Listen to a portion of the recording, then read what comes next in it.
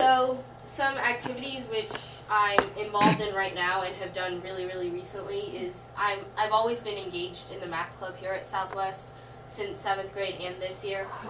So before winter break I did the AMC 8, and just like last month I did the math counts. And this Saturday, tomorrow, I'll be doing the KCATM. So good luck. Good luck. Those are some of the math related stuff I'm into. I did Future City. We went on to nationals for that, which recently just ended. I also did Model UN, and the team that I was on for Battle of the Books got first place. And in the Geography Bee, I got 5th or 6th, something around that. And then in the Spelling Bee, I got 3rd place. And then I'm planning on participating in the White House Decision Center. And something that I've been doing recently is publishing my artwork. So I've entered 2 art competitions, and I've gotten both of my works published in those 2 books. So, yeah.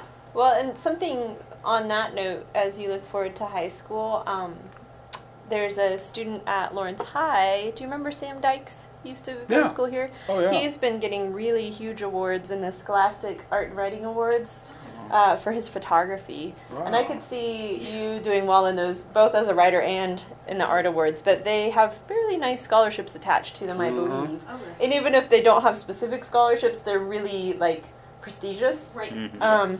So that might just be something to watch for. Sure. It's just Scholastic Art and Writing. Oh. Sure. Well, and Sivani, I can't tell you how thankful I am for all of your leadership this year. You've been a real superstar, and she's done a great job, and I just appreciate her work ethic and maturity and stick-to-itiveness, like all the things you want. You've done for these activities. So And in 7th grade, Future City was something that, it was kind of a goal for me when I heard about, the IEP program here, and it was definitely something that I'm so glad I did. Like, it came with work, but the experience was just great. Well, and I always feel like for the kids with whom I work, that makes them work harder than anything I've ever been able to challenge them with. And it's so outside the box thinking, like you never know what direction they're going to head. But it's a really great prompt, I think, for you guys. So thank you for your leadership. They just presented to the Rotary yesterday and did a great job. And we hadn't done it in a while, so I was a little nervous. Like, do you guys remember the presentation? But they did. They did a great job. And then in my free time, I like to read books of all kinds, all types of genres. I also like doing art, specifically paintings. 2 of those artworks are ones that I've done. I like playing art. I like doing chess and card games and board games. Those are things that I enjoy, mind exercising things. And I've also done the teen advisory board at the Lawrence Public Library. When I have time, I go to that. And also just spending time with family and friends. Cool. Apples to apples. Really like that? Yeah. It's a fun game. So does my granddaughter.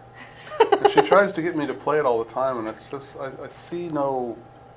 It's fun, Mr. Frank. Try Okay, it. is that what it is? Yeah. All right, okay. I know, that's foreign to you. It's a foreign no, it's fun. Okay. And so, earning topics and activities. So, regarding humanities, going down, literature and language arts, I'm really interested in philosophy and how that's tied in throughout history, and it's had a really big impact and influence on literature through, modern literature and contemporary and throughout. So that's something I'm interested in. And going along that line, rhetoric and persuasion, which leads to debate, which also ties in with the social science, but I find that really interesting to effectively and to sincerely oppose some type of a idea or support it.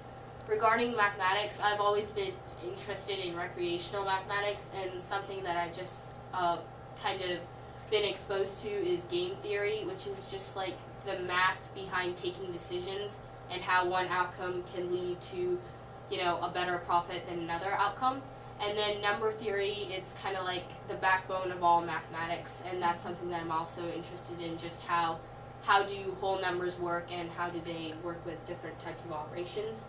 And in science, engineering, and problem solving is something that I'm interested in, working on Future City, and just how science is kind of like branching out to all types of different occupations, and engineering, works throughout all of that.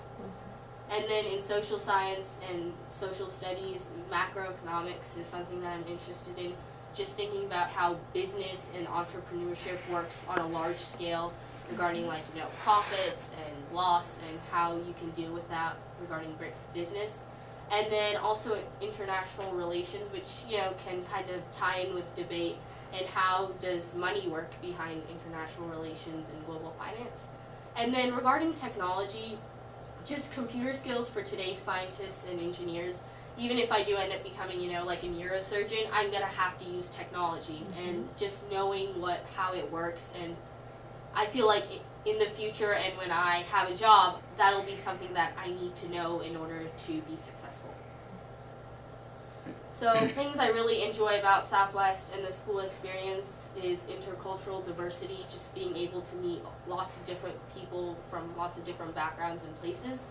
And it's a physically and emotionally safe learning environment. You know, I feel really comfortable here being able to, you know, talk with staff and teachers and just my peers. And then it's an energizing and rigorous curriculum. I'm able to challenge myself in literally all areas of academics and even things other than academics, extracurricular activities. And there are lots of opportunities for me to just, you know, get involved and engage some of my passions through, like, you know, clubs and different events. And then it also has lots of exposure to, you know, the world and how, you know, the international and global influence, but I'm also able to, like, locally get involved. So some things that, you know, that frustrate me, they're in every school, I feel like, but here at Southwest is social labels. You know, just, it especially affects kids that are new or that are just adjusting, that are from foreign countries. And it's just being able to, just being placed in, you know, a social group. And, you know, you think that could be a good environment, you're being taken in, but at the same time, it's kind of like giving you a barrier on being able to associate with all peers. And then peer pressure, of course, like influencing people to do things that aren't necessarily good. And then language. So something at Southwest, if you were to walk through the school during passing hour, you're sure to hear profanity and obscene language.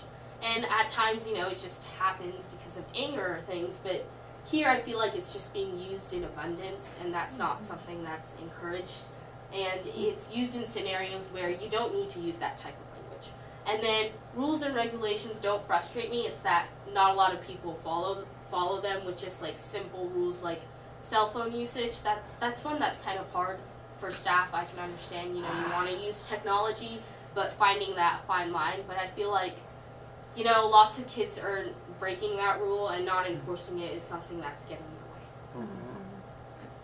So academic goals, I'm, you know, committed to accomplishing this school year. I would get straight A's on my report card for this semester and, you know, maintain a grade point average of 4 and make it to the principal's list. I've been able to manage that last semester. I don't want to continue it on this semester. And I want to be accepted to participate in the White House Decision Center. I think it's a fascinating simulation, and it'll really help me with things that I've done in the past, like Model UN. And I've normally had pretty high MAP scores, but it's been kind of hard to get a boost on that. But I feel like I've learned a lot this year in math and language arts, and I really want to improve my MAP scores. Okay.